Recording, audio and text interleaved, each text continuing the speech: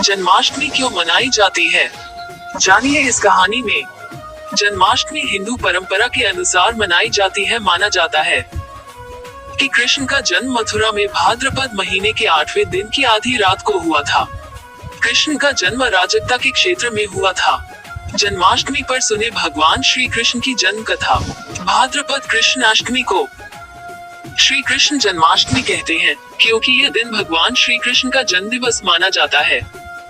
इसी तिथि की घनघोर अंधेरी आधी रात को रोहिणी नक्षत्र में मथुरा के कारागार में वसुदेव की पत्नी देवकी के गर्भ से भगवान श्री कृष्ण ने जन्म लिया था। यह तिथि उसी शुभ घड़ी की याद दिलाती है और सारे देश में बड़ी धूमधाम से मनाई जाती है। जन्माष्टमी के दिन भगवान श्री कृष्ण की जन्म संबंधी कथा भी सुनते सुनाते हैं, जो कहानी इस प्रकार है। द्वापर युग में भोजवंशी राजा उग्रसेन मथुरा में राज्य करता था। उसके आताए पुत्र कंस ने उसे गद्दी से उतार दिया और स्वयं मथुरा का राजा बन बैठा। कंस की एक बहन देवकी थी, जिसका विवाह वसुदेव नामक यदुवंशी सरदार से हुआ था। एक समय कंस अपनी बहन देवकी को उसकी ससुराल पहुंचाने जा रहा था।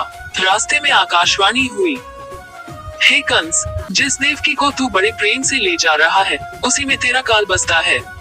इसी के गर्भ से उत्पन्न 8वां बालक तेरा वध करेगा। यह सुनकर कंस वसुदेव को मारने के लिए उद्यत हुआ। तब देवकी ने उससे विनय पूर्वक कहा, मेरे गर्भ से जो संतान होगी उसे मैं तुम्हारे सामने ला दूंगी। बहनोई को मारने से क्या लाभ है। कंस ने देवकी की बात मान ली और मथुरा वापस चला आया। उसने वसुदेव और देवकी को कारागृह में डाल दिया। वसुदेव देवकी के एक एक करके 7 बच्चे हुए और सातों को जन्म लेते ही कंस ने मार डाला। अब 8वां बच्चा होने वाला था। कारागार में उन पर कड़े पहरे बैठा दिए गए। उसी समय नंद की पत्नी यशोदा को भी बच्चा होने वाला था।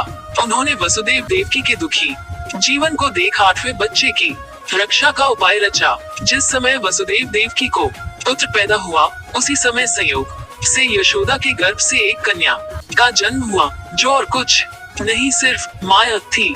जिस कोठरी में देवकी वसुदेव कैद थे, उसमें अचानक प्रकाश हुआ और उनके सामने शंख, चक्र, गदा, पद्म धारण किए चतुर्भुज भगवान प्रकट हुए। दोनों भगवान के चरणों में गिर पड़े।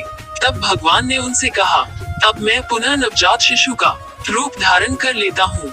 तुम मुझे इसी समय अपने मित्र नंद जी के घर वृंदावन में भेज आओ और उनके यहाँ जो कन्या जन्मी है, उसे लाकर कंस के हवाले कर दो। इस समय वातावरण अनुकूल नहीं है, फिर भी तुम चिंता न करो। जागते हुए पहरेदार सो जाएंगे। कारागृह के फाटक अपने आप खुल जाएंगे और उफनती अथाह यमुना तुमको पार जाने का मार्ग दे देगी। उसी समय वसुदेव नवजात शिशु रूप श्री कृष्ण को सूप में रखकर कारागृह से निकल पड़े और अथाह यमुना को पार कर नंद जी के घर पहुँचे। वहाँ उन्होंने नवजात शिशु को यशोदा के साथ सुला दिया और कन्या को लेकर मथुरा आ गए। कारागृह के फाटक पूर्ववत बंद हो गए। अब कंस को सूचना मिली कि वसुदेव देवकी को बच्चा पैदा हुआ है। उसने बंदी गृह में जाकर देवकी के हाथ से नवजात कन्या को छीनकर पृथ्वी पर पटक देना चाहा, परंतु वह कन्या आकाश में उड़ गई और वहाँ से कहा, अरे मूर्ख, मुझे मारने से क्या होगा। तुझे मारने वाला तो वृंदावन में जा पहुँचा है।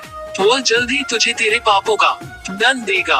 यह थी श्री कृष्ण जन्म की कहानी। अगर दोस्तों कहानी पसंद आई तो अपने दोस्तों को शेयर कीजिए और मिलते हैं अगली ऐसे ही नई कहानी में। धन्यवाद।